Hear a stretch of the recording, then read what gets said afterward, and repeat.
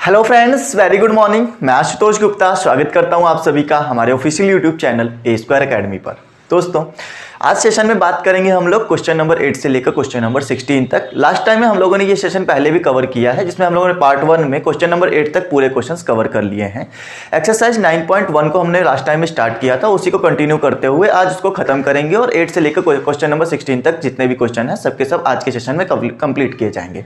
Okay friends, तो पूरा session मेरे साथ लगातार बने रहें और आपकी जो भी क्वेरी हो आप हमें कमेंट करके बताते रहें कि आपको क्या क्या यहाँ पे समझ में आया है और क्या क्या नहीं आया है। चलिए तो शुरुआत करेंगे सेशन की। दोस्तों, सेशन को शुरुआत करने से पहले सभी लोगों को एक बार सेशन को शेयर कर दें और जितने भी लोग मेरे साथ नए जुड़े हैं चैनल को सब्सक्राइब करके रखें, बेल आइकन जरूर प्रेस करें ताकि आपको आने वाले सॉल्यूशंस का नोटिफिकेशन तुरंत मिलता रहे। ओके, तो मैंने जैसे कि आप लोगों को अभी बताया कि इससे पहले कि मैंने 1 से लेकर 8 तक के क्वेश्चन जितने भी थे मैंने कंप्लीट करके दे दिए हैं आपको, और इसके आज हम आगे करेंगे क्वेश्चन नंबर 9 से कवर करेंगे, क्वेश्चन नंबर 9 से लेकर 16 तक कवर करेंगे। और इससे पहले की जो थ्योरी थी, क्वेश्चन कैसे करते हैं, उसमें क्या क्या आता है, ये सब बातें मैंने आप लोगों को पहले बताई हैं दोस्तों।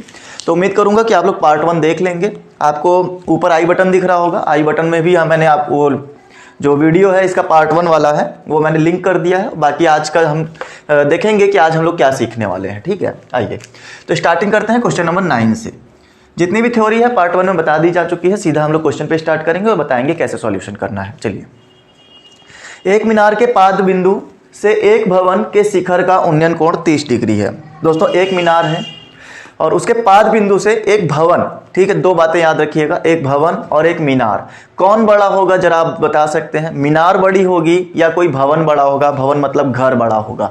कौन बड़ा होगा? तो मेरे ख्याल से आपका आंसर होना चाहिए मीनार बड़ी होगी सर, राइट। अगर मीनार बड़ी है दोस्तों तो आप कैसे उसको ड्रॉ करेंगे? आप उसको ड्रॉ करने के लिए एक बना लीजिए मीनार है और एक बना लीजिए भवन है। भवन छोटा रखा है, मीनार बड़ा है, ठीक है। मीनार के पाद बिंदु से भवन के शिखर का उन्नयन कोण 30 डिग्री है। दोस्तों, ये दोनों ही जमीन पर खड़े हैं, एक मीनार जमीन पर खड़ी है, एक भवन जमीन पर खड़ा है। मीनार के पाद बिंदु से मतलब पैर से, पैर वाले बिंदु से भवन के शीर्ष का उन्नयन कोण अगर जांचा जाए, यहां से अगर आप चेक करो तो यहां से इसका उन्नयन कोण 30 डिग्री बनेगा। मतलब यहां कोई लड़का अगर खड़ा होकर देखे तो इसका उन्नयन कोण 30 डिग्री का बनेगा। और भवन के पाद बिंदु से मीनार के शिखर का उन्नयन कोण 60 डिग्री है। भवन के पाद बिंदु से मीनार के शिखर का उन्नयन कोण 60 डिग्री है, ऐसा कुछ फिगर। उम्मीद है ये बात क्लियर हो गई होगी कि मीनार के पाद बिंदु से भवन का शिखर का उन्नयन कोण 30 डिग्री है और भवन के पाद बिंदु से मीनार के शिखर का उन्नयन कोण 60 डिग्री दिया गया है। यदि मीनार की ऊंचाई 50 मीटर है तो भवन की ऊंचाई बताइए कितनी होगी? मीनार की ऊंचाई बताई गई है तो मतलब मीनार मेरा इधर था तो मैंने इसकी ऊंचाई बता दी 50 मीटर है। तो आपको बताना यह है कि हमारे भवन की ऊंचाई कितनी होगी। मैंने कहा माना भवन की ऊंचाई h मीटर है, ठीक है। अच्छा, A, B, C और डी लगाने का तरीका मैंने आपको पहले भी कई बार बताया है। क्या बताया है कि आप लोगों को यहां पर दो तरह के त्रिभुज दिख रहे हैं, एक तो इधर से 90 डिग्री का दिख रहा होगा, ठीक है, अगर आप डी सी बी में लगाना चाहें, और एक इधर से दिख रहा होगा। ओके, करना क्या है आपको, जरा इन दोनों में ही कॉमन क्या है पहले तो ये बताइए। दोनों में ही कॉमन है आधार, दोनों में ही आधार कॉमन है। अच्छा, अब जरा मैं आपको एक चीज और दिखाता हूं दोस्तों। अगर आप इस चीज को इस चीज के साथ में रिलेट करेंगे तो क्या होगा कि आपका लंब और आधार को मिलाकर एक फॉर्मूला बनेगा। लंब और आधार को मिलाकर कौन सा फॉर्मूला बनता था आप बता सकते हो? लाल कक्का मैंने आपको याद कराया था, एक वो भी याद कराया था, इंग्लिश मीडियम वालों के लिए बताया था। अगर इंग्लिश मीडियम वाले देख रहे हैं बच्चे तो वो आपको याद कहा गया होगा। पाकिस्तान भूखा प्यासा, हिंदुस्तान हरा भरा वाली पैटर्न मैंने बताया था, जिसमें आपको पता चला होगा परपेंडिकुलर एंड बेस अपॉन में अगर आता है तो हम लोगों को लास्ट वाला मिलेगा और इसके लिए हम लोग 10 लगाते थे, राइट। तो यहां पर तो मैं 10 लगा लूंगा, यहां के लिए भी मैं क्या करूंगा 10 लगा लूंगा, लेकिन उससे कोई काम बनेगा?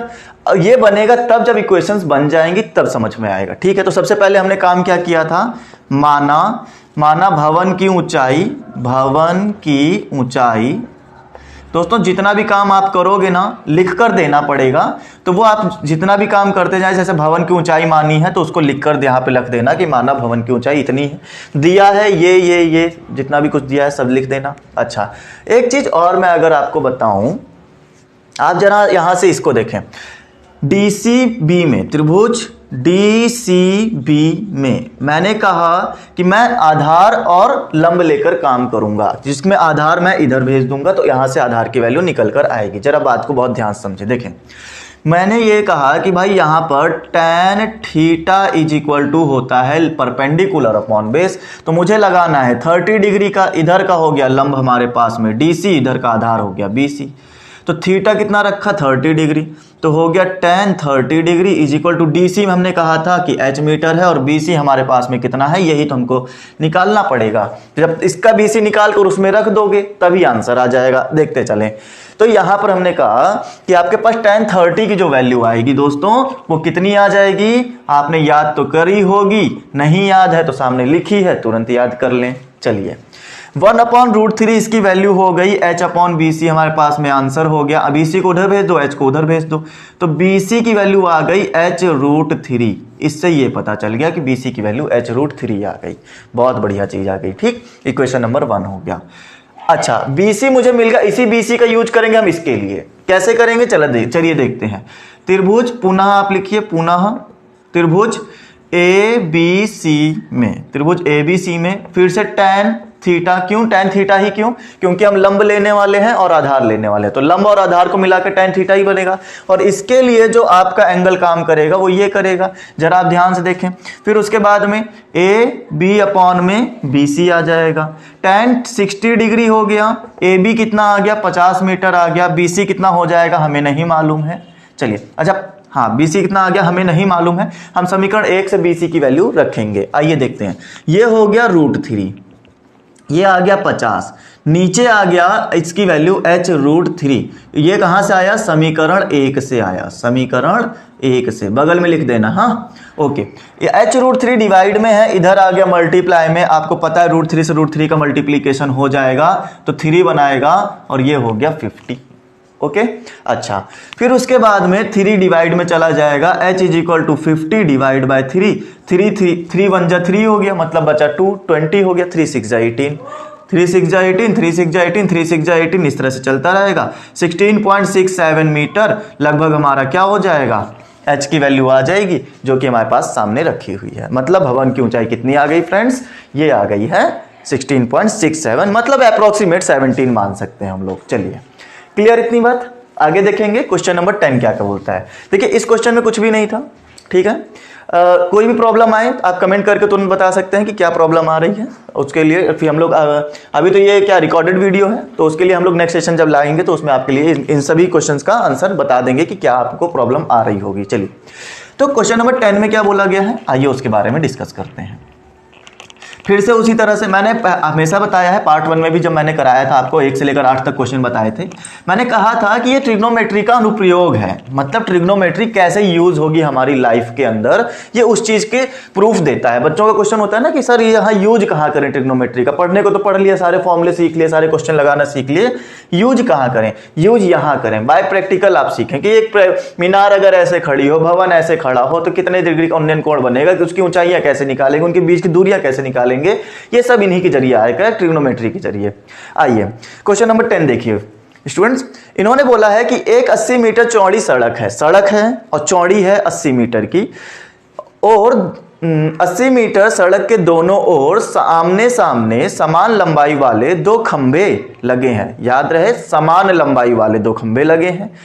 इन दोनों खंभों के बीच सड़क के एक बिंदु से खंभों का शिखर का उन्नयन कोण 60 डिग्री और 30 डिग्री है। अच्छा, खंभों की ऊंचाई और खंभों की दूरी बतानी है, खंभों की दूरी, बिंदु से दूरी कितनी है ये बतानी है। आपको कुछ क्लियर हुआ? एक रोड है, 80 मीटर चौड़ी एक रोड है, रोड पर एक बिंदु है, बिंदु और यहां पर आप जरा ध्यान से देखें, समान लंबाई वाले 2 खंभे भी खड़े हैं, रोड के आमने सामने खड़े हुए हैं। ठीक है, आमने सामने खड़े हैं, तो यहां से इसका और इस बिंदु से इसका, यहां पर हमारे पास में कुछ उन्नयन कोण बन रहा है। उन्नयन कोण क्या बनेगा जरा उसके बारे में देखें। उन्नयन कोण हमारे पास में है 60 डिग्री और 30 डिग्री, 30 डिग्री और 60 डिग्री, तो जो छोटा वाला है उसको 30 डिग्री बना दें। इस बिंदु से बन रहा है, याद रहे, इस बिंदु से 30 डिग्री और इस बिंदु से 60 डिग्री का उन्नयन कोण बनता है। तो मान लेते हैं ए बी, मेरे पास एक वो था, सी और डी एक खंभा था, और उसके बाद में हमारे पास में ई आ गया। ठीक, तो ये मेरे पास में कुछ बिंदु आ गए जिसमें से हमने ये बोल दिया कि हमारे पास ऐसा ऐसा स्ट्रक्चर बनेगा। बताइए इसमें कोई प्रॉब्लम तो नहीं होनी चाहिए। दो खंबे हैं, सड़क पर एक बिंदु है, बिंदु से उनके शिखर का उन्नयन कोण इतना इतना डिग्री बनता है, ये बात हमको पता चल गई। सड़क में जो बिंदु है वो सड़क पूरी 80 मीटर है, ये बोलना है। और दूसरी बात ये भी बताना है कि इन खंभों की लंबाई कितनी है, ये बताइए। अच्छा एक बात तो आप जानते हैं कि खंबे जो है समान लंबाई के हैं, क्या इतनी बात से सेटिस्फाइड है? अच्छा, अगर इतनी बात से सेटिस्फाइड होंगे तो हम लोग ये तो कह सकते हैं ना कि अगर मान लो कि ये h मीटर का है तो ये भी h मीटर का होगा। ये बात तो क्लियर हो गई। अगर आप इस बात से सेटिस्फाइड करते हो कि खंबे समान लंबाई के हैं तो इसका मतलब कि अगर इसकी h मीटर हुई तो ये भी h मीटर लंबा होगा। ओके, फिर उसके बाद में हमें ये भी निकालना है कि इस बिंदु की खंभों से दूरी कितनी है। ये इस खंबे से कितना दूर है, ये इस खंबे से कितना दूर है। अगर मैं ऐसा कहूं स्टूडेंट्स कि मान लेते हैं यहां से यहां तक की दूरी x मीटर है, यहां से यहां तक की दूरी x मीटर है, तो ये जो बची हुई दूरी है वो कितनी होगी? मतलब पूरी 80 थी, 80 में से इतनी तो निकल गई x, तो बची कितनी? तो 80 में से वो x माइनस कर दो तो पता चल जाएगा। पूरी 80 थी, 80 में से इतनी हटा दी ना, माइनस कर दी, तो 80 माइनस x ये बची होगी। ठीक है, चलिए तो इतनी बात क्लियर हो गई होगी। अच्छा, ये पूरा स्ट्रक्चर मैंने आपके सामने बनाकर दिखा दिया है। आइए अगला काम करते हैं कि कैसे हम लोगों को यहाँ पर सॉल्यूशन करना है, जरा उसके बारे में डिस्कस करिए। देखिए मैं यहाँ पर आपको बताता हूँ कि त्रिभुज ABE को पहले लेकर चले और देखें। अच्छा उससे पहले आप लोग यहाँ पे वो चीज लिख लें जो मैंने हमेशा कहा, जो आप करते हो ना वो लिख लो। माना खंभों की ऊंचाई h मीटर है और पहले खंबे से बिंदु E की दूरी जो है वो x मीटर है, ऐसे मान लेंगे। ठीक है, आप लिख देना बकायदा। मैं यहाँ पर आपको बता देता हूं, माना AB जो है वो CD का बराबर है और वो दोनों ही h मीटर के बराबर है, ये मैंने माना था। और मैंने ये भी माना है कि BE की जो दूरी आएगी वो x मीटर आएगी, ये भी मैंने माना है। बाकी ED तो अपने आप निकल कर आ गया, वो कॉमन सेंस के साथ में। चलिए फिर भी करके दिखाना पड़ेगा कि ED आया कैसे है। ठीक है, चलिए आगे देखिए दोस्तों, आपको यहां पर मैंने कहा त्रिभुज ABE में, त्रिभुज ABE में जैसे ही आपने लगाया कि भाई यहां पर देखिए एक लंब है और एक आधार है। ABE में आप देखेंगे ये आधार हो गया, ये लंब हो गया, 30 डिग्री का कोण हो गया, तो tan थीटा की अगर वैल्यू लगाऊं तो हो जाएगा लंब मतलब AB, आधार हो जाएगा BE। tan 30 डिग्री की वैल्यू आ जाएगी, AB की वैल्यू आ गई h, BE की वैल्यू आ गई x। अच्छा आप लोग जरा x निकालने पर फोकस करें या फिर h निकालनी दोनों ही चीजें हैं। ठीक है, अच्छा तो ये हो जाएगा 1/√3 is equal to h upon x। x को उठा के इधर 1 में भेज दो और √3 को उठाकर उधर भेज दो। ये मेरे पास में कुछ इस तरह से एक इक्वेशन बन गई, समीकरण 1 हो गया। ओके स्टूडेंट्स, फिर से आप कहेंगे पुनः त्रिभुज CDE में या DCE में। ठीक है, चलिए आगे देखिए, तो tan theta is equal to हो जाएगा CD मतलब लंब अपॉन आधार मतलब ED। उसके बाद में tan थीटा की जगह लेना है 60 डिग्री, क्योंकि इसके लिए 60 डिग्री काम कर रहा है। CD की वैल्यू आ जाएगी h और ED की वैल्यू आ जाएगी 80 माइनस x आ जाएगी। ओके, अच्छा ये कितना हो जाएगा? ये हो जाएगा √3 इज इक्वल टू में h अपॉन 80 माइनस x आ गया। x कितना है? h√3 है, तो हमने यहां पर h√3 रख दिया। ये कहां से रखा? समीकरण 1 से रखा। ओके स्टूडेंट, समीकरण 1 से। चलिए इसमें कोई समस्या नहीं होनी चाहिए। जो आधार में x रखा था, x में मैंने क्या किया? h की वैल्यू रख दी। इसको उठा के इधर मल्टीप्लाई कर दो, 80 को √3 से करोगे तो 80√3 आ जाएगा। और √3 जब h से होगा, h√3 से, तो 3 का 3 से होगा तो मतलब 3 आएगा, तो मतलब 3h हो गया। यहां पर हो गया h, इसको उठा के उधर भेजो। 80√3 इज इक्वल टू में h प्लस 3h, माइनस का 3h था उधर गया प्लस का, 80√3 इज इक्वल टू 4h हो गया। 4 से डिवाइड करेंगे आप, इसको डिवाइड में भेज दीजिए तो कितना आ गया? 4 2 जा 8 मतलब 20, तो आ गया 20√3h आ गया। ओके, इतनी बात क्लियर। तो h हमारे पास में जो खंभों की ऊंचाई थी वो आ गई 20√3। चाहे तो √3 की वैल्यू 1.732 रख सकते हैं, नहीं तो इतना भी आंसर आपका मान्य है। आगे देखें, फिर मैंने कहा समीकरण 1 से आप देखिए, समीकरण 1 से मैंने क्या सिखाया? फिर समीकरण 1 से कि x की वैल्यू निकालनी है तो हमारे पास में h√3 तो है ही है, h√3 है, h की वैल्यू आई है 20√3 इंटू √3। तो ये √3 ये वाला है, h की वैल्यू ये है, √3 को √3 से करेंगे तो 3 आ जाएगा और 20 × 60 मीटर हो जाएगा। तो कहने का मतलब ये है कि जो x की वैल्यू हो वो यहां से लेकर यहां तक 60 मीटर है। ओके, 60 मीटर ये हो गई, BE की वैल्यू आ गई 60 मीटर। तो आपको पता है ना CD कितना, ED कितना आ जाएगा, ED तो 80 - x मतलब 80 - 60 मतलब ED आ जाएगा स्टूडेंट्स 20 मीटर। मतलब यहां पर 20 मीटर आ जाएगा और ये वाला आ जाएगा 60 मीटर। 60 20 80 होता है ना, देखिए सड़क की चौड़ाई उतनी ही आ गई। तो इस तरह से आपको पूरा पता चल गया कि बिंदु की जो दूरी है पहले खंबे से 60 मीटर है, दूसरे वाले खंबे से 20 मीटर दूर है और खंबे जो है हमारा 20√3 मीटर की ऊंचाई पर है। ओके, चलिए बेहतरीन क्वेश्चन था, मजा आ गई करके। तो कैलकुलेशन आपके सामने लगा हुआ है, चाहे तो स्क्रीनशॉट लेके रखें, चाहे तो जैसा आपको सुटेबल हो। अगर आपने नोट किया है तो सबसे बेस्ट तरीका है आप मेरे साथ नोट करें। उससे आपको यकीन करो कि 80% क्वेश्चन तो आपको डायरेक्ट क्लास के अंदर ही आ जाता है। जो बचा हुआ 20% होता है, जब आप अपने घर पे बैठते हो ना रफ और पेन कॉपी लेकर, तो आप जब अपने माइंड से लगाते हो तो वो बचा खुचा 20% का जो क्वेश्चन होता है ना, वो भी पूरी तरह से हो जाता है कंठस्थ, मतलब पूरी डिट्टो टू डिट्टो कॉपी आपको समझ में आ जाता है। और अगर आप सोच रहे हैं पीडीएफ लेकर काम चला लेंगे तो देखिए पीडीएफ का आपके लिए अवेलेबल करा दी जाएगी, लेकिन मुझे जहां तक लगता है पीडीएफ अवेलेबल होने के बाद में ना पीडीएफ फाइल में पढ़े एक दिन डिलीट हो जाती है। लेकिन पूछो कि पढ़ते हैं बच्चे, मुझे तो नहीं लगता कि पीडीएफ से पढ़ाई होती है। ठीक है, हमारा काम था पीडीएफ देना, हमने पीडीएफ दे दी। कुछ बच्चे पढ़ भी लेते हैं, नोट्स बना लेते हैं, वो अच्छी बात है, बट मेरा ज्यादातर एक्सपीरियंस ये कहता है सर्वे अगर करा लिया जाए तो यही होगा कि पीडीएफ जो होता है ना वो आपका पड़ा रहता है फाइल में। लेकिन बच्चों से पूछो कभी खोल के देखा इस पीडीएफ को, तो 90% बच्चे कहेंगे नहीं, आज तक टाइम ही नहीं मिला देखने का। तो पीडीएफ के सहारे ना बैठे, पीडीएफ आपको मिलेगा फिर भी, लेकिन फिर भी लाइव क्लास जब आप देख रहे हैं ना, उस समय वीडियो जब देख रहे हैं तो आपको पेन और कॉपी लेकर बैठना चाहिए, नोट करते रहना चाहिए। चलिए क्वेश्चन नंबर 10 हो गया स्टूडेंट्स। आइए क्वेश्चन नंबर 11 देखिए। क्वेश्चन नंबर 11 में इन्होंने हमसे क्या बोला हुआ है। नहर के एक तट पर एक टीवी टावर ऊर्ध्वाधरत है। ठीक है, ऊर्ध्वाधरत खड़ा है। ऊर्ध्वाधर का मतलब होता है ऐसे। अच्छा, टीवी टावर तो अब जाहिर सी बात है टीवी टावर है तो ऊर्ध्वाधर ही खड़ा होगा। बगल में फिगर भी बना के दिया गया है, बढ़िया एकदम बेहतरीन वाला, मतलब फील आ रहा है फिगर को देखकर। टावर बनाया दिखाया है। अच्छा, टावर के ठीक सामने दूसरे तट पर एक बिंदु टावर से शिखर से उन्नयन कोण 60 डिग्री बनाता है। टावर के ठीक दूसरी तरफ, टावर ऐसे खड़ा है, उसके दूसरी तरफ एक बिंदु टावर के शिखर से 60 डिग्री का कोण बनाता है। उसके बाद जानिए, इसी तट पर इस बिंदु से 20 मीटर की दूरी पर, बिंदु से दूरी है, दूसरा वाला जो बिंदु लिया उस पहले वाले बिंदु से दूर 20 मीटर की दूरी पर दूरी और इस बिंदु को मीनार के पाद से मिलाने वाली रेखा पर स्थित एक अन्य बिंदु से टावर के शिखर का उन्नयन कोण 30 डिग्री है। अच्छा, मतलब जो दूरी आई है ना, पहले बिंदु से दूसरे बिंदु के बीच की दूरी 20 मीटर, अब इस बिंदु से उस शिखर का उन्नयन कोण कितना हो गया, 30 मीटर हो गया। हाँ, 30 डिग्री का हो गया। अब ये बताना है कि टावर की ऊंचाई और नहर की चौड़ाई कितनी है, ये बताइए।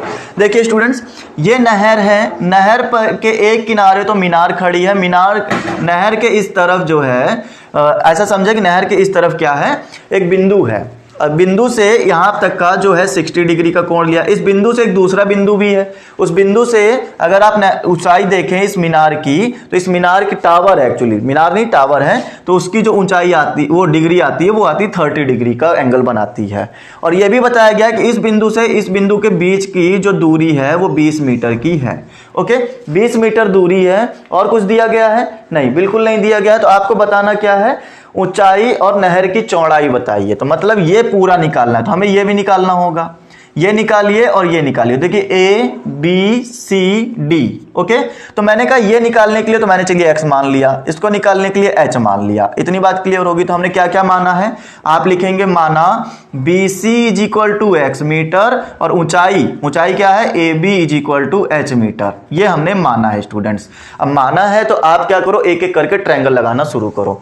देखिए ये लंब है, ये आधार है। तो हमने कहा देखिए यहां पर आपको हमेशा मैंने कहा एक अज्ञात वैल्यू एक ज्ञात वैल्यू लेना, लेकिन ये दोनों ही अज्ञात हैं। तो फिर भी आप इनको लेकर चलें, इनसे इक्वेशन बनाए, इक्वेशन बनाकर दूसरी इक्वेशन में रखेंगे तब आंसर आएगा। ठीक है, ये तरीके हैं, इनको नोट करते चले।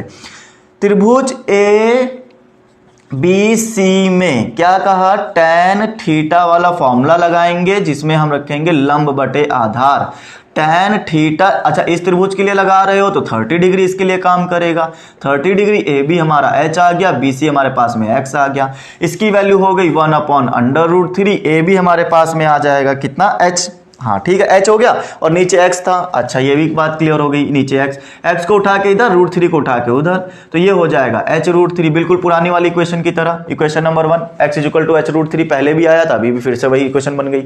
और देखें, अच्छा ये ट्रायंगल तो लग गया जिसमें एक इक्वेशन की वैल्यू x की वैल्यू h√3 में आ गई है। पूरा इक्वेशन लगा दें, पूरा बड़ा वाला त्रिभुज लगाएं, त्रिभुज ए बी डी में, ए बी डी में जब आपने देखा कि जब इस बिंदु से देखा जा रहा था तब 60 डिग्री बन रहा था।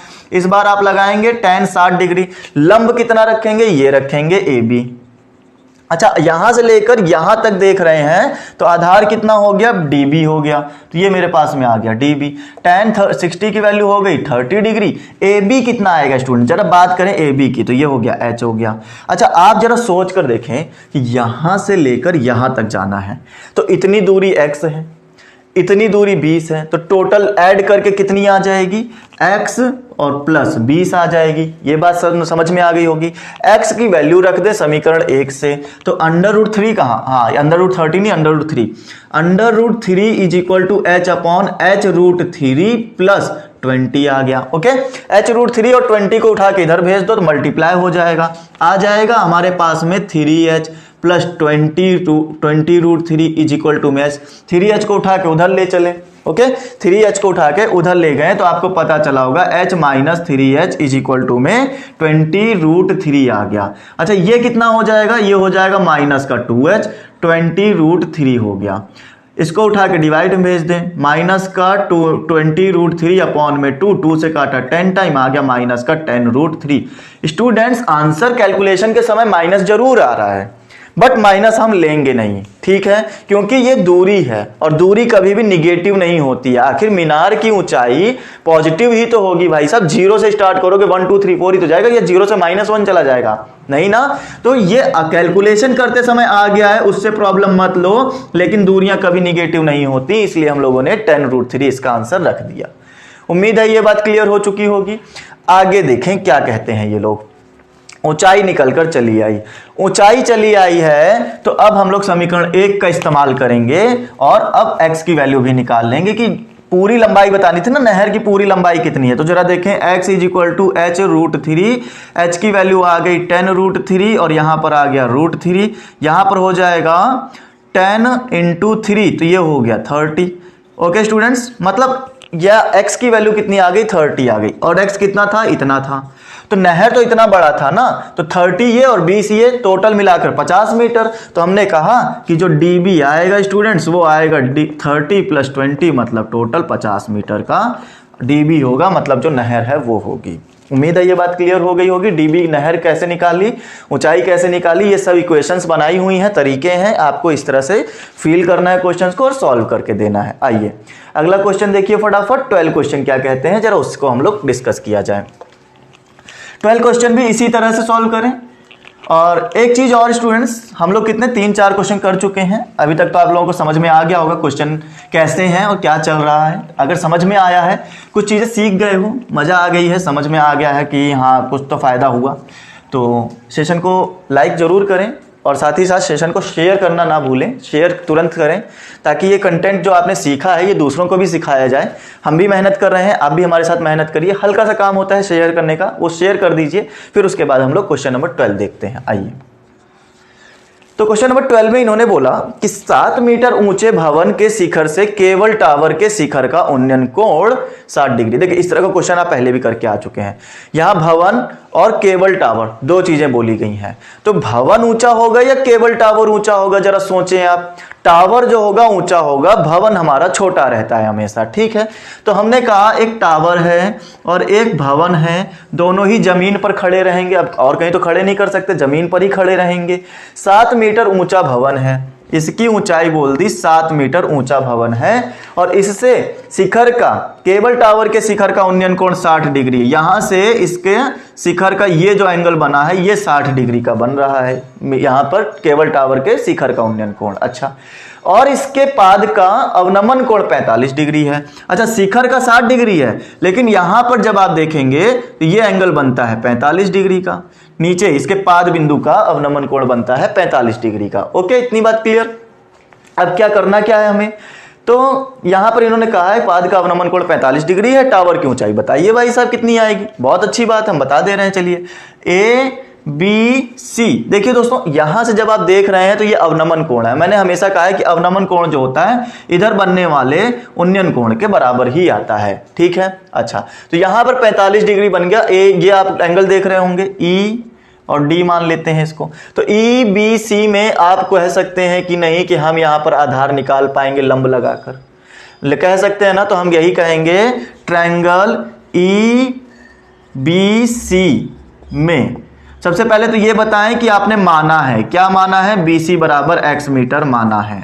ओके, BC बराबर x मीटर माना है, तो आप ये कहेंगे ट्रायंगल EBC में त्रिभुज, अच्छा वो तो त्रिभुज ABC लगा रहे हैं, नहीं EBC लगा रहे हैं। तो देखिए त्रिभुज EBC में लिख चुके हैं, बार बार लिखने क्या फायदा। हम कहेंगे कि tan theta is equal to लंब हो गया EC, आधार हो गया BC, tan 45 degree is equal to EC की वैल्यू रख दो लगातार इसी समय, तो ये हो जाएगा 7/BC की वैल्यू आ जाएगी x, tan 45 की वैल्यू हो जाएगी 1 is equal to 7/x, x को उठा के इधर 1 से मल्टीप्लाई कर दो 7। ये बात क्या निकल कर आया, कुछ वैल्यू फंसी नहीं, डायरेक्ट x की वैल्यू निकल आई 7 मीटर, मतलब यहां से यहां तक जो इनके बीच की दूरी है वो 7 मीटर। आप जरा ये बताएं मुझे, आपको यहाँ पे कहीं आयत दिख रहा है, रेक्टेंगल दिख रहा है स्टूडेंट्स? आप कहेंगे बिल्कुल दिख रहा है, EDBC दिख रहा है। अगर रेक्टेंगल है तो रेक्टेंगल के अपोजिट एंगल जो अपोजिट साइड जो होती है वो इक्वल होती हैं, तो ये वाली 7 निकल आएगी कि नहीं आएगी बताइए। ये 7 है तो ये भी 7 होगी, और समझते हैं ये 7 है तो ये भी 7 होगी। ये देखिए होगी कि नहीं होगी 7, राइट। ये 7 आ गई, ये 7 आ गई, ये भी 7, ये भी 7। कहने का मतलब ये हुआ कि ये तो एक वर्ग बन गया, जब चारों भुजाएं बराबर है तो वर्ग है। अच्छा, हमें निकालना है इस टावर की ऊंचाई, तो हमें बस AD निकाला है। AD कैसे आएगा, AD इस त्रिभुज का भाग है, इस त्रिभुज का भाग है, तो त्रिभुज ADE में हमने ये कहा कि भाई tan थीटा वाला फॉर्मूला लगाएंगे, क्योंकि लंब निकालना है, आधार हमारे पास है, तो tan theta AD is equal to में DE रख दो। ओके, फिर उसके बाद में आप कहेंगे यहां पर तो सर 60 डिग्री बन रहा था, ये देखिए 60 डिग्री बन रहा है इस ट्रायंगल के लिए।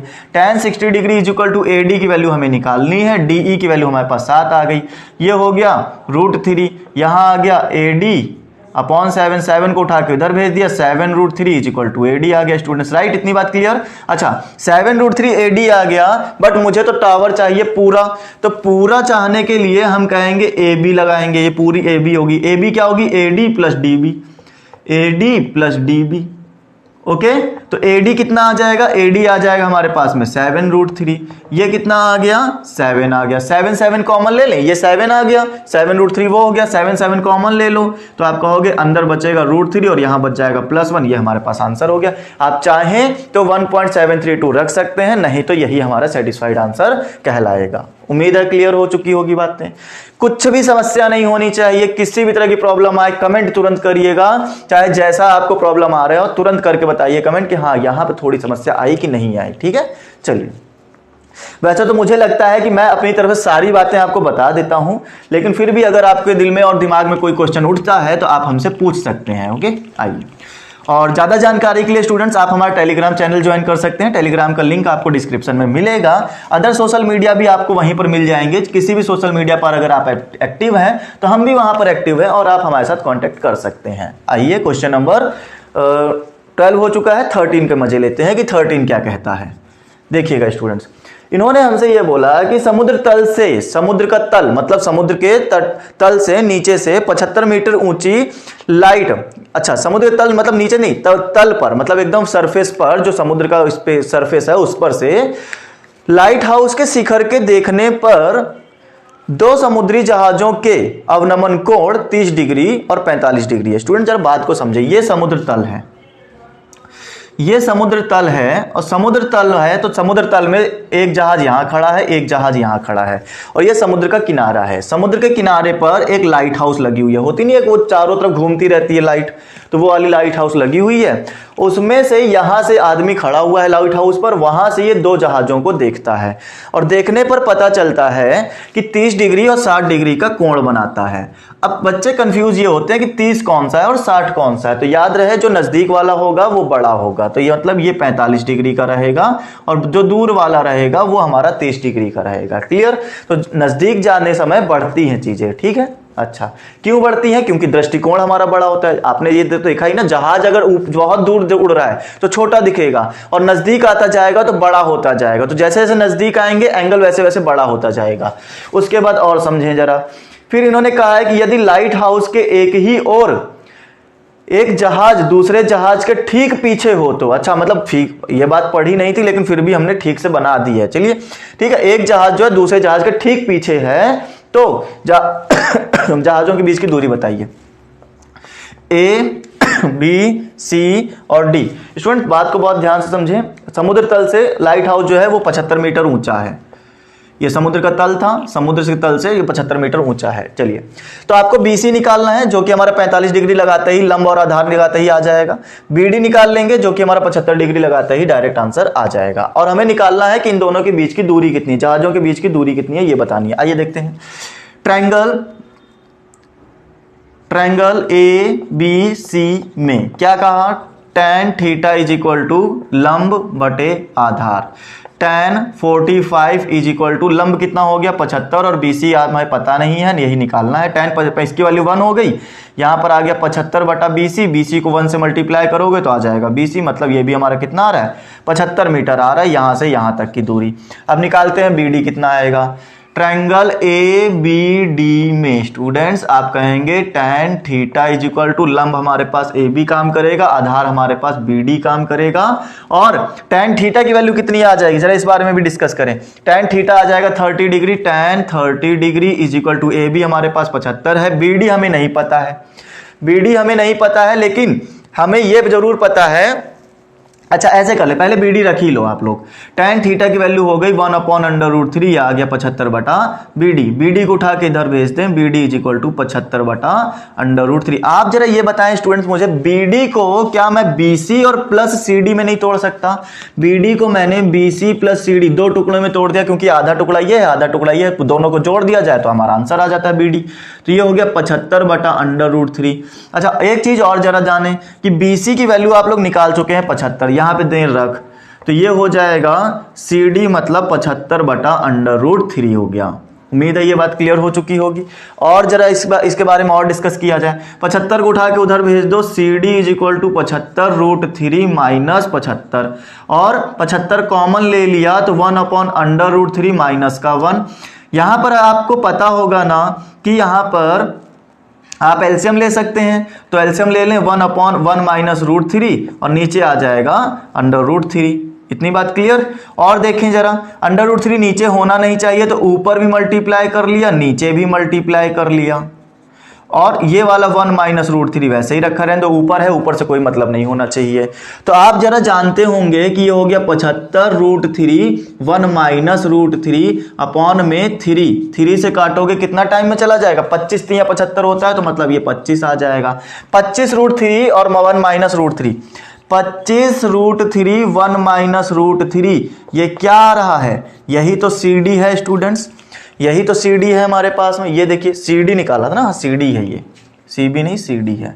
यही तो दो जहाजों के बीच की दूरी है। अब इसके आगे का कैलकुलेशन आप बहुत आराम से कर सकते हैं, क्यों? क्योंकि यहाँ पे 1.732 आप रख सकते हैं तो आपका आंसर पॉइंट्स में आ जाएगा, नहीं तो इतना ही आंसर सेटिस्फाइड है। ओके, अगला देखेंगे क्वेश्चन नंबर 14 क्या कहता है, जरा उसके बारे में और डिस्कस किया जाए। इस बार फिर से एक बेहतरीन क्वेश्चन इन्होंने बना के दिया। क्या बोलता है क्वेश्चन, जरा उसके बारे में आप डिस्कस करें। फिगर आपको बनाया मिला है, फिगर बनाने की जरूरत नहीं है, फिगर को देखते जाएं, लाइंस पढ़ते जाएं और समझते जाएं क्या आ रहा है। ओके चलिए स्टार्ट करें क्वेश्चन को। क्वेश्चन नंबर कौन सा था, 14 था। आइए, 1.2 मीटर लंबी एक लड़की भूमि से 88.2 मीटर की ऊंचाई पर एक क्षैतिज रेखा में हवा में उड़ रहे गुब्बारे की ओर देखती है। अच्छा, किसी भी क्षण लड़की की आंख से गुब्बारे का उन्नयन कोण 60 डिग्री है। मतलब कोई भी टाइम ले लो तो उस समय जो है उस लड़की की आंख से उस गुब्बारे का 60 डिग्री का एंगल बनता है। कुछ समय बाद उन्नयन कोण घटकर 30 डिग्री हो जाता है। उन्नयन कोण घटेगा कब? जब गुब्बारा दूर चला जाएगा, क्योंकि वो छोटा दिखने लगेगा, तो वो हमें छोटा दिखेगा तो एंगल भी हमारा छोटा बनेगा। अच्छा, 30 डिग्री घट जाता है। अच्छा, पहले 60 डिग्री बन रहा था और 30 डिग्री घट गया तो बचा कितना? 30 डिग्री बचा। उसके बाद में घटकर 30 डिग्री हो जाता है। सॉरी स्टूडेंट्स, लिखा हुआ है हो जाता है। इस अंतराल के दौरान गुब्बारे द्वारा तय की गई दूरी कितनी है, जरा इसके बारे में बताएं। आइए बताते हैं। पहले तो फिगर बहुत ध्यान से समझें। देखिए, ये जमीन है, जमीन पर एक लड़की खड़ी हुई है। ये लड़की की ऊंचाई दी गई है 1.2 मीटर की, 1.2 मीटर, और जमीन से ही एक गुब्बारा जो है वो उड़ रहा है। ये यहाँ पर एक गुब्बारा उड़ रहा है। ओके, ये गुब्बारा जो है जमीन से उड़ रहा है। अब जमीन पर उड़ रहा है तो जाहिर सी बात है यहाँ से ही इसकी नापतोल की जानी चाहिए। मतलब जमीन से नापतोल जब की हमने तो वो कितनी मीटर ऊंचाई पर उड़ रहा था? 88.2 मीटर की ऊंचाई पर उड़ रहा था। ये बात बहुत ध्यान से समझने वाली है। क्या बात समझने वाली है कि ये 88.2 है, जमीन से नापा जाएगा, लेकिन लड़की की आंखों पर जो एंगल बनेगा वो तो यहां से बनेगा ना, कि यहां से बनेगा। लड़की तो इतनी मीटर ऊंची है तो लड़की की आंखें यहां होंगी। यहां से जब यहां पर हमने एक एंगल डाला तो वो हमारा बन रहा था 60 डिग्री का कोण। यहां पर हमने देखा कि 60 डिग्री का कोण बनाया जा रहा है। फिर उसके बाद में और जाने जरा, फिर यही गुब्बारा थोड़ी देर बाद दूर चला गया, और दूर चला गया तो अब जो है एंगल यही आंखों से ही इसका जो एंगल बनेगा वो हमारा बनेगा 30 डिग्री का। बात को समझ रहे हैं? पहले नजदीक था तो बड़ा दिख रहा था, अब दूर चला गया तो छोटा दिखेगा, एंगल छोटा बन जाएगा। और ये भी हमारा ऊंचाई नहीं बदली है, ऊंचाई हमारी उतनी ही है, 88.2 मीटर। 88.2 मीटर की ही ऊंचाई है। जमीन यहां पर है, आंखें यहां पर है, इतनी 1.2 मीटर की ऊंचाई पर है आंखें। इसको क्यों समझाया जा रहा है? क्योंकि आपको जो कैलकुलेशन करनी होगी वो आपको इस लेवल पे करनी होगी, क्योंकि यहां से हमारा एंगल जो है यहां से बन रहा है स्टूडेंट्स, नीचे वाली लाइन से नहीं बन रहा है, इसलिए कैलकुलेशन यहां से करनी होगी। अब कैलकुलेशन यहां से करनी है तो ऊंचाई भी तो हमें यहीं से लेनी चाहिए, ऊंचाई भी यहीं से लेनी चाहिए। मतलब पूरा 88.2 था तो नीचे कितना था? ये कितना है? ये 1.2 है क्या? ये इतनी ऊंचाई 1.2 है ना। देखिए लड़की 1.2 मीटर की थी तो ये भी 1.2 होगा। तो जब ये 1.2 है तो ऊपर बचा हुआ क्या? 87 होगा। जरा सोच के देखिए, पूरा 88 था, नीचे 1.2 निकल गया तो ऊपर 87 बचना चाहिए, क्योंकि 88.2 में 1.2 तो नीचे ही निकल गया, ऊपर बचा होगा 87। इसी तरह से ये भी हमारे पास में, यहां भी हमारे पास 87 बचा होगा, 87 वैल्यू बची होगी यहां से यहां तक। मतलब ऊंचाई लेते समय हमें 87 मीटर लेना है। ये बात हमें यहां पर क्लियर होती है। क्लियर इतनी बात? अच्छा, आपको बताना ये है एक चीज और। यहां पर अभी हमने कुछ समय छोड़ दिया यहां पर कि 1.2 मीटर लंबी एक लड़की 82.2 मीटर ऊंचाई पर एक क्षैतिज रेखा में हवा में उड़ रहे गुब्बारे को देखती है। किसी भी क्षण लड़की की आंख से गुब्बारे का उन्नयन कोण 60 डिग्री है। कुछ समय बाद वो घटकर 30 डिग्री हो जाता है। मतलब कुछ समय का मतलब यहां से लेकर यहां तक जब वो आ जाता है तो यहां से यहां तक आने में कुछ समय लिया होगा, और उतने ही समय में ये एंगल घटकर 30 डिग्री हो जाता है। इस अंतराल के दौरान गुब्बारे द्वारा तय की गई दूरी कितनी है, ये बतानी है। मतलब यहां से लेकर यहां तक की दूरी बताइए कि कितनी है इस अंतराल में, मतलब कि यहां से यहां तक दूरी कितनी है। अच्छा स्टूडेंट्स, क्वेश्चन को बहुत ध्यान से समझे। हमने कहा कि यहां पर आप ए बना लेंगे, ये हमारे पास बी हो गया, ऊपर वाला पॉइंट सी, यहां पर डी, और यह हमारे पास ई आ जाएगा, ऊपर वाला पॉइंट। ठीक है, तो पहले हमको निकालना ये है, तो पहले हम छोटा वाला ट्रायंगल लगा ले, ये वाला। तो सी बी ए में क्या आ जाएगा आप बता सकते हैं? हमारे पास में लंब है 87 और नीचे हमें आधार निकालना है। तो आप जरा देखें, tan theta is equal to लंब हो गया हमारे पास में, सी बी आधार हो गया, ए बी हमारे पास tan थीटा की वैल्यू आ जाएगी 60 डिग्री। सी बी हमें दिया गया है 87, ए बी हमें पता नहीं, वही हमें निकालना है। ओके, ये हमारे पास में आ जाएगा √3, यहां पर हो गया 87 डिवाइड में आ जाएगा ए बी को उठा के इधर भेज दें तो आ जाएगा a b √3 is equal to में 87 √3 को इधर भेजेंगे तो 87 अपॉन √3 आ गया।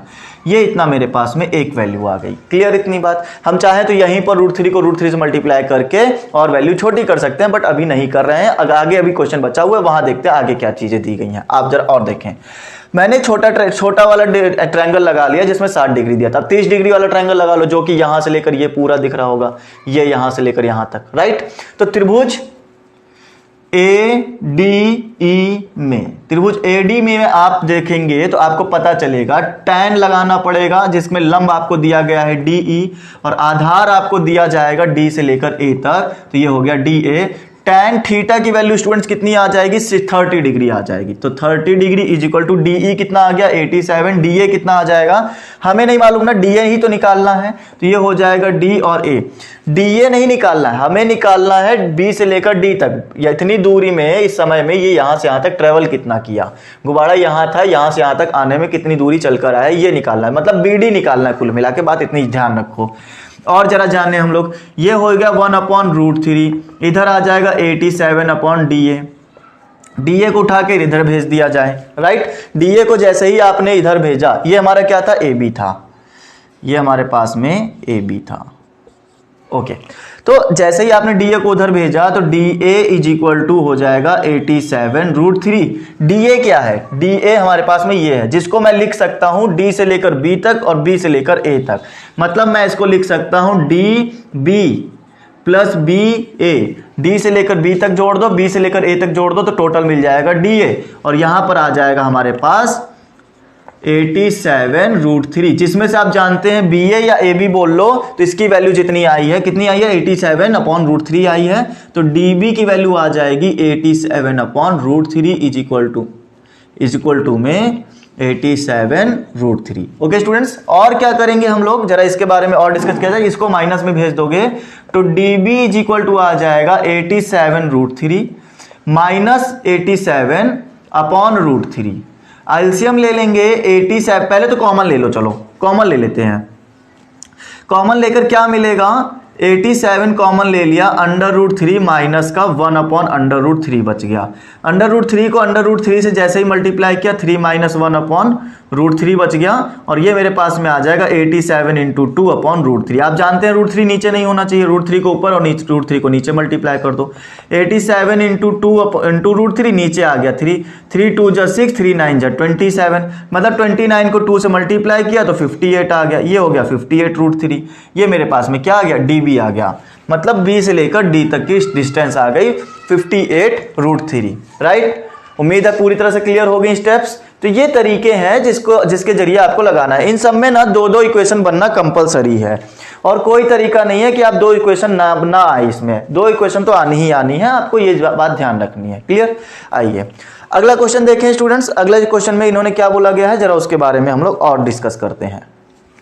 क्वेश्चन नंबर 15 इन्होंने इस बार बोला है, तो बहुत ही आसान तरीके से क्वेश्चन को लगाएंगे और समझेंगे कि क्या बताया जा रहा है। आप बस देखते रहें और नोट करते रहें, नोट जरूर करें, क्योंकि नोट नहीं करेंगे तो चीज़ें बहुत दिक्कत करेंगी। बुक आपके पास होगी ही, ठीक है, और बुक की टेंशन नहीं है। बुक अगर आपके पास नहीं भी है तो आप टेलीग्राम पर जाकर हमारे चैनल पर वहाँ पर से आप डाउनलोड भी कर सकते हैं।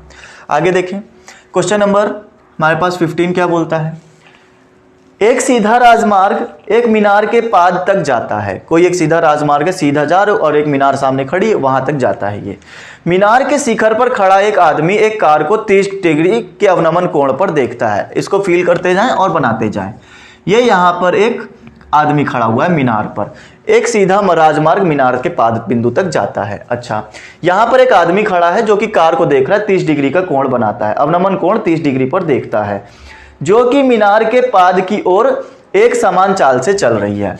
यहां पर इसने देखा भाई साहब कि ये हमारे पास में एक 30 डिग्री की कोई कार बनी हुई है, ठीक है, 30 डिग्री पर ये मेरे पास कोई कार खड़ी हुई है 30 डिग्री पर। अच्छा, फिर उसके बाद में एक समान चाल से चल भी रही है ये कार, और आ रही है पाद बिंदु की तरफ ही आ रही है, मीनार की तरफ ही आ रही है। पहले इसने देखा कि 30 डिग्री पर यहाँ पे कार थी। अच्छा, 6 सेकंड बाद कार का अवनमन कोण 60 डिग्री हो जाता है। मैंने कहा ना नजदीक जाते समय बढ़ जाता है। अब कार यहाँ आ गई और आते ही इसने देखा कि इस बिंदु के साथ में ये 60 डिग्री का कोण बना लिया। यहाँ पे कोई आदमी खड़ा था, अब यहाँ पे 60 डिग्री का कोण बन गया। वो भी यहाँ पर ध्यान दें कि इस बिंदु से लेकर इस बिंदु के बीच में आने में आपको लगा है 6 सेकेंड का समय। 6 सेकंड का समय लगा यहां से यहां तक आने में, राइट। उसके बाद इस बिंदु से मीनार के पाद तक पहुंचने के लिए कार द्वारा लिया गया समय, मतलब इस बिंदु से यहां तक पहुंचने में कितना समय लगेगा ये बताएं आप जरा। यहां तक तो आने में 6 सेकंड लगा, यहां तक आने में कितना सेकंड लगेगा जरा इसके बारे में बताएं हमें। क्लियर इतनी बात? चलिए करते हैं। देखिए आपके पास में यहां पर एक तो लंबाई नहीं दी गई है, इसकी लंबाई नहीं दी गई है जिसकी आपको टेंशन नहीं लेनी है, ठीक। और यहां पर भी आपको दूरी नहीं दी गई, यहां पर भी दूरी नहीं दी गई, समय दिया गया। समय दिया गया तो समय में ही बात करना है। जब हमें यहां से लेकर यहां तक आने में कितना समय लगता है 6 सेकंड का, तो यहां से लेकर यहां तक आने में इसी से कोरिलेट करके हम आंसर निकालेंगे। पहले तो इस ट्रायंगल को नाम दें, आप नामकरण करें इसका। पहले ए बी सी और डी। देखिए दोस्तों आपके पास दो त्रिभुज है ए बी सी और ट्रायंगल है तो आप क्या करें, यहां से लेकर यहां तक इसका वो लगाएं tan theta is equal to लंब बटे आधार। ओके, मानने की जरूरत नहीं है, मानिए मत BC और AB लेकर चलिएगा। उसके बाद में ट्रायंगल लगाएंगे DB लगाने के बाद में आपको लंब मिल जाएगा AB। तो हमने कहा ट्रायंगल ABC में पहले हमने इसके लिए लगाया तो tan theta is equal to आ जाएगा AB अपॉन में BC आ जाएगा। बताइए कोई समस्या नहीं होनी चाहिए इसमें, ठीक है। तो आप लोगों को यहां पर अब इसके आगे डिग्री रखने में भी कोई समस्या नहीं होनी चाहिए। 60 डिग्री रखा, AB लगाया, BC लगाया, जिनकी वैल्यू नहीं दी है वैल्यू रखने की जरूरत नहीं है। √3 रखा, BC को उठा के इधर मल्टीप्लाई में कर दिया तो BC √3 AB की वैल्यू आ गई। देखिए दोस्तों आपको ना आधार से मतलब होना चाहिए। आधार यहां तक आधार चलने में 6 सेकंड लगा, यहां तक आधार चलने में कितना सेकंड लगेगा, ये लंब से कोई मतलब नहीं है। जबकि वैल्यू हमारी लंब में आई है तो लंब को रिप्लेस करने की कोशिश करेंगे। आइए एक इक्वेशन बन गई, दूसरी देखिएगा। 30 डिग्री लगाइए, पुनः हम लोग कहेंगे B और D में, पुनः ABD में क्या आ जाएगा, tan theta is equal to AB upon में BD आ गया। और tan थीटा की वैल्यू कितनी हो जाएगी 30 degree is equal to AB और BC नहीं स्टूडेंट्स, B और D हमने रख दिया। ओके, आप बताएंगे मुझे जरा कि यहां पर आप जानते हैं ना कि मेरे पास में जो AB है उसका कोई लेना देना नहीं है। हमें समीकरण 1 में भी हमको AB मिला था, इसी की वैल्यू उठा के यहां लगा दीजिए। ये हो जाएगा 1 upon √3 is equal to AB कितना आ जाएगा BC √3, नीचे आ गया BD। अगर ये BD आ गया है तो आपको ये भी पता चल गया होगा कि BD को उठा के इधर भेज दिया जाए अब, और √3 को उठा के उधर भेजोगे तो 3BC आ जाएगा। उम्मीद है ये बात क्लियर हो गई होगी आपको, ठीक है। देखिएगा जरा, आपके पास आंसर आ रहा है BC में जिसकी वैल्यू आपको निकालनी है। ओके, और यहां पर भी आंसर दिया गया है DC में दिया गया है। तो आप जरा ये बताएं मुझे कि DC को, जो DC है वो BD को मैं तोड़ सकता हूं DC और BC में। BD को मैंने तोड़ दिया किसमें, BD को BC प्लस CD में मैंने तोड़ दिया। BC प्लस CD में जब मैंने तोड़ा तो 3BC आ गया। BC को उठा के उधर भेजा, CD is equal to 3BC minus BC। अच्छा, इस बारे में जरा आप डिस्कस करें कि जो CD आई है वो मेरे पास में आई है 2BC। CD जो आई है वो 2BC आई है। मतलब क्या है, CD क्या है, दूरी है। CD चलने में लिया गया समय, CD चलने में लिया गया समय। दोस्तों बहुत ध्यान से देखें, जो लाइन लिखी है वो बहुत ही काम की है, यहीं से आंसर आने वाला है। देखिए CD चलने में लिया गया समय बराबर 6 सेकंड है। 6 सेकंड है। CD चलने में लिया गया समय 6 सेकंड है। 3 बार रिपीट कर चुका हूं, क्यों, क्योंकि बहुत इंपॉर्टेंट है, यहीं से क्लियर हो जाएगा। फिर उसके बाद आप कहेंगे CD जब 6 सेकंड लेता है और CD ही तो हमारा 2BC के बराबर है, तो हम यहाँ CD की जगह पे क्या ये नहीं लिख सकते कि 2BC चलने में लिया गया समय। 2BC चलने में 6 सेकंड हो जाएगा, क्योंकि CD चलो या 2BC चलो बात तो एक ही है, दोनों ही बराबर हैं। अच्छा, BC को यहीं पर रहने तो 2 को उठा के उधर भेज दो, फिर आ जाएगा BC चलने में लिया गया समय 6/2 सेकंड।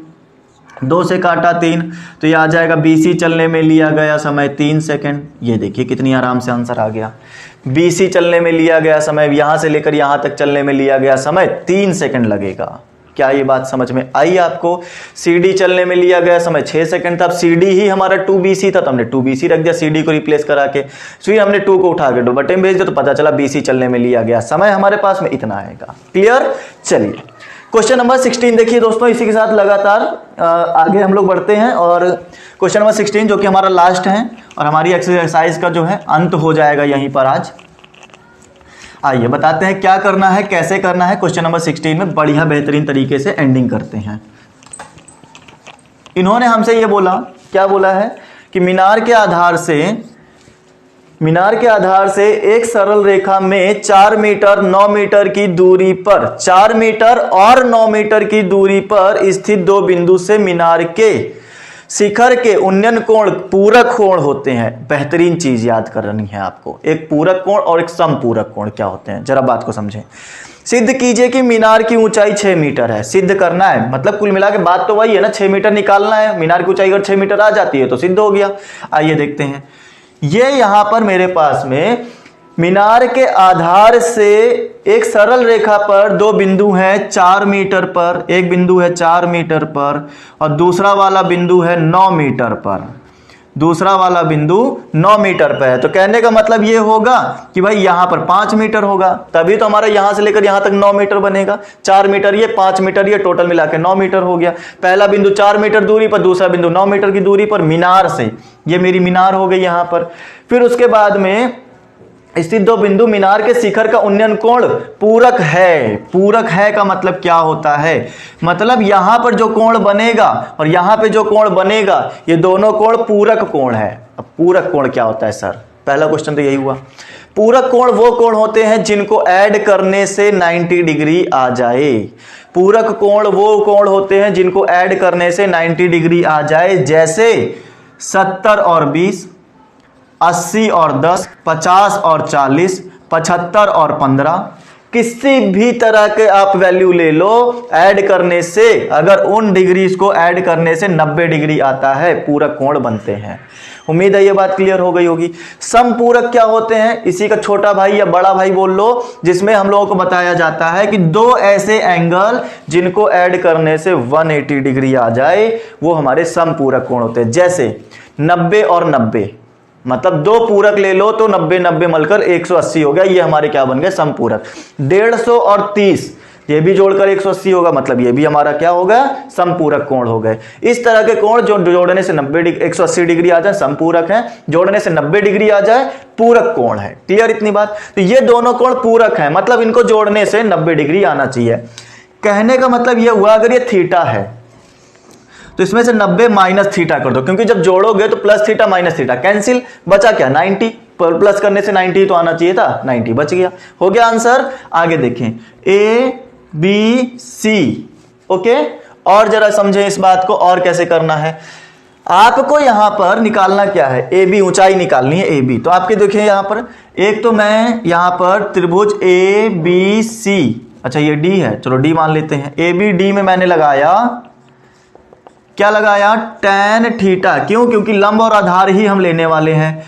AB हो गया, आधार मेरे पास BD हो गया। tan 90 माइनस थीटा, क्योंकि भाई साहब थीटा जो है इस बार कोई वैल्यू नहीं है, वो 90 माइनस थीटा दिया गया, एंगल हमारा 90 माइनस थीटा रखेंगे। ये थीटा तो हमने फॉर्मूले से रखा था। क्लियर? AB कितना आ गया यही तो हमें बताना है। BD हमें पता नहीं, BD हमें पता है 4 मीटर है, तो इसलिए 4 मीटर यहां पर रख दें। और समझें tan 90 माइनस थीटा एक्सरसाइज मैंने जो 8.2 आपको कराई थी, 8.2, हाँ पहले वाले एक्सरसाइज में जब हमने ट्रिगोमेट्री शुरू की थी लेसन में, उसमें मैंने आपको बताया था, उसमें मैंने 48 फॉर्मूले तैयार कराए थे, 48 फॉर्मूले, उसी में से मैं ये बताने जा रहा हूं। tan 90 माइनस थीटा हमारे पास में फर्स्ट कोऑर्डिनेट आएगा। फर्स्ट कोऑर्डिनेट का मतलब ये होता है ऑल प्लस, तो मतलब आंसर तो प्लस में आने वाला है। चेंज हो जाएगा कॉट में, तो ये आ जाएगा कॉट, ये आ जाएगा थीटा इज इक्वल टू में AB अपॉन में 4 हो गया। ओके, इतनी बात समझ में आ गई हो तो बोलो यस सर, बहुत बढ़िया, क्लियर हो गई चीजें। ओके, आगे देखिएगा, इक्वेशन नंबर 1 हो गया स्टूडेंट्स। कॉट थीटा की वैल्यू इतनी आई है हमारे पास में। आगे और बात करते हैं, अगेन पुनः हमारे पास आ जाएगा tan theta is equal to में लंब और बटे आधार पूरा BC लेना पड़ेगा। tan थीटा क्या होगा, कुछ नहीं हो सकता, थीटा की जगह पे थीटा ही रखा हुआ है। अगर आप हटाएंगे भी तो tan थीटा की जगह पे क्या रखेंगे, थीटा ही रखेंगे। ए बी हमें बताना है, ए बी ही निकाल के लाना है। बी सी हमारे पास में 9 मीटर दिया गया है। tan थीटा जो होता है वो cot थीटा का उल्टा होता है, तो हमने यहाँ पे tan थीटा की जगह पर रख दिया 1/cot थीटा। ये हो गया ए बी अपॉन में 9। क्या इतनी बात से सेटिस्फाइड हैं आप?